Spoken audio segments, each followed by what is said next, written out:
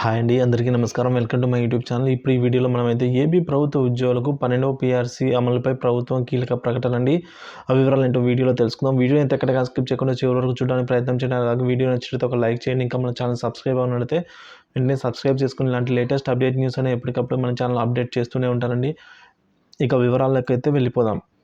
త్వరగా 12వ పీఆర్సీ మంత్రి బొత్స అండి. చర్చల సారాంశాన్ని మంత్రి బొత్స సత్యనారాయణ మీడియాకు వెల్లడిస్తూ పీఆర్సీని త్వరితగతిన చెల్లించాలని ప్రభుత్వం భావిస్తోందని, ఇప్పటికే పీఆర్సీ కమిషన్ వేశామని అన్నారు.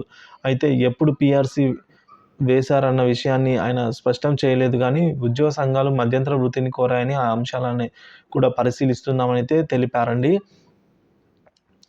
ఇక ప్రభుత్వం దాటివేత ధోరణి అని యూటీఎఫ్ అంటోంది. ఎందుకంటే ఉద్యోగులు ఉపాధ్యాయుల సమస్యల పరిష్కారంపై ప్రభుత్వం దాటివేత ధోరణి అవలంబించిందని యూటీఎఫ్ రాష్ట్ర అధ్యక్షులు ఎన్ వెంకటేశ్వర్లు పేర్కొన్నారు.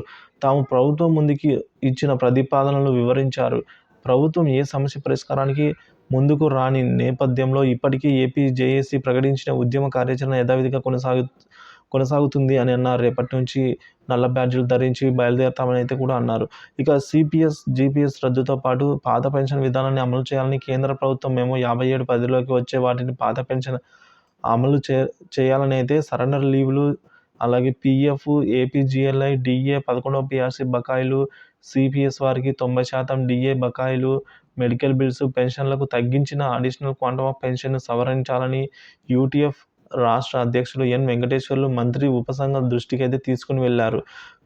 వీటితో పాటు 12వ పీఆర్సీకి సంబంధించిన 30% ఐఆర్ ప్రకటించాలని, స్థానిక సంస్థల్లో పనిచేస్తున్న వారికి కారుణ్య నియామకాలు చేపట్టాలని అయితే కేజీబీవీలకు మినిమం టైం స్కేల్ ఇవ్వాలని, అంతర్జిల్లా బదిలీలు జరపడంతో పాటు ఎంటీఎస్ ఉపాధ్యాయులను రెగ్యులర్ చేయాలని, ఏఐఎస్ అమల్లో ఉన్న ఇబ్బందులను సవరించాలని, స్కూల్ ప్లస్ వారికి ఇవ్వాల్సిన అడిషనల్ ఇంక్రిమెంట్లు అమలు చేయాలని, జీపీఎఫ్ఎల్ఐ, ఏపీజీఎల్ఐ లావాదేవీలను పునరుద్ధరించాలని, ఆన్లైన్ సమస్యలు తలెత్తితే కనుక ఫిజికల్గా అయినా అనుమతించి యూటీఎఫ్ ప్రభుత్వాన్ని అయితే ఈ విధంగా డిమాండ్ చేసిందండి.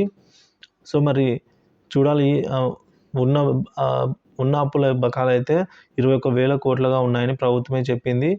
సో కానీ 5,500 కోట్లు ఇస్తామని అన్నారు.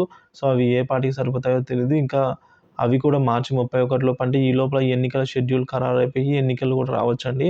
సో ఆ మూమెంట్లో ఏమైనా జరగచ్చు. సో అవి కూడా నమ్మకం లేదని చాలా మంది ఉద్యోగులు భావిస్తున్నారు. కానీ ప్రభుత్వం ఎట్టకేలకు చెప్పిన విధానాన్ని అనుసరించి ఇవన్నీ చేస్తే ఉద్యోగులకు అంత కాకపోయినా కొంతమేర అయినా కూడా రిలీఫ్ అయితే ఉంటుందండి. వాళ్ళు ఇంతవరకు పోరాడుతున్న వాటికి ఒక అర్థం అనేది ఉంటుంది. సో ఇవాల్టి వీడియో ఇంతండి. వీడియో నచ్చినట్లయితే లైక్ చేయండి, షేర్ చేయండి. ఇలాంటి లేటెస్ట్ అప్డేట్ న్యూస్ కోసం మన ఛానల్ అయితే సబ్స్క్రైబ్ చేసుకోండి. Thank you for watching this video.